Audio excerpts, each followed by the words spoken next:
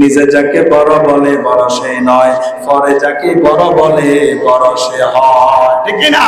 কিন্তু আমাদের সমাজে কিছু মানুষ আছে নিজেকে অনেক বেশি বড় বাবু উপস্থাপনা করে, আমি অমক আমি তমক, আছে না নাই?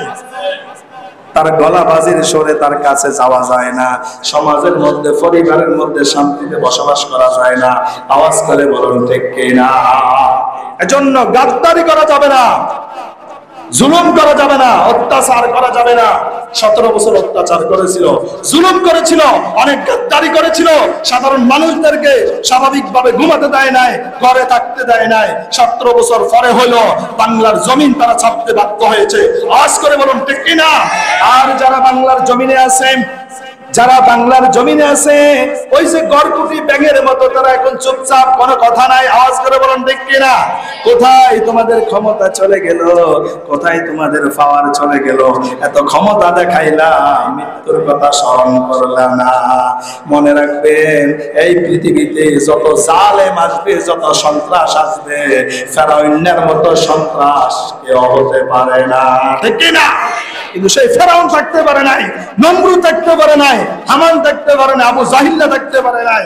এজন্য জুলুম করা যাবে না, অন্যের হক ছিনিয়ে নেওয়া যাবে না, অন্যের হক নষ্ট করা যাবে না, ইজ্জতের উপরে হাত দেওয়া যাবে না। আওয়াজ করে বলুন ঠিক কিনা? পৃথিবীতে কেউ স্থায়ী হয় না, হোক না সে ফেরাউন কিংবা নমরুদ, কেউ ভাবে চিরকাল রহে না, কেউ ভাবে চিরকাল রহে না। পৃথিবীতে কেউ স্থায়ী হয় না, হোক না সে ফেরাউন কিংবা নমরুদ, কেউ ভাবে চিরকাল রহে না, কেউ ভাবে চিরদিন রহে না। আওয়াজ করে বলুন ঠিক কিনা? কারণ যারা জুলুম করবে, যারা জালেম, ওই জালেমদের উপরে 24 আওয়াজ আল্লাহর লানত আছে না নাই? এজন্য আল্লাহ তাআলা জালেমদেরকে উদ্দেশ্য করে বলেন, আলা লা'নাতুল্লাহি আলাজ জালিমিন। আমি আল্লাহর পক্ষ থেকে জালেমদের উপরে সব সময় লানত আছে না নাই? আবার আল্লাহ তাআলা কোরআনের অন্য জায়গায় বলছেন, ওয়া মা লিজ-জালিমিনা মিন আনসার। জালেমরা যখন বিপদের মধ্যে পড়বে, ওই জালেমদের প্রতি আমি আল্লাহর কোনো সাহায্য থাকবে না। আল্লাহু আকবার। যেটা আমরা প্রমাণ দেখেছিলাম 5 আগস্ট 2024 সালে। আওয়াজ করে বলুন ঠিক কিনা? আল্লাহ তাআলা চাইলে কি তাদেরকে সাহায্য করতে পারতেন না? কিন্তু আল্লাহ করেন নাই, কারণ তারা জুলুম করতে করতে তাদের মাত্রা পার করে ফেলেছে, আল্লাহর সীমা রেখা অতিক্রম করে তারা চলে গিয়েছে। তিলকা হুদুদুল্লাহি ফালা তা'তাদুহা ওয়া মান ইয়াতাআদ্দা হুদুদাল্লাহি ফাউলাইকা হুমুজ জালিমুন। আল্লাহ বলে, যারা আমি আল্লাহ তাআলার গণ্ডির বাইরে চলে যায়, সীমা রেখার বাইরে চলে যায়, বর্ডারের বাইরে চলে যায়, তারা জালেম ছাড়া আর কেউ নয়। আওয়াজ করে বলুন ঠিক কিনা? এজন্য আল্লাহর নিয়ামত পেয়ে বেশি বেশি শুকরিয়া আদায় করার দরকার আছে না নাই? আপনি নিয়ামত খেয়ে যদি শুকরিয়া আদায় না করেন, আপনিও জালেমের অন্তর্ভুক্ত।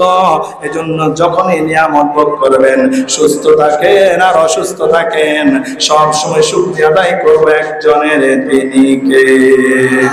আপনি যদি সাগরের পানিগুলাকে আপনি কালি বানিয়ে দেন, গাছের পাতাগুলাকে যদি আপনি খাতা বানিয়ে দেন, কাগজ বানিয়ে দেন, আপনার সারা জিন্দেগি যদি আপনি আল্লাহর প্রশংসা লিপিবদ্ধ করেন, সাগরের পানি শুকিয়ে যাবে, কাগজ গাছের পাতাগুলো শেষ হয়ে যাবে, আপনার জীবন শেষ হয়ে যাবে, কিন্তু আল্লাহর এই প্রশংসা আদায় করে শেষ করতে পারবেন না, ঠিক কি না? সাগরের জলকে কানি করে, গাছের পাতাকে খাতা করে,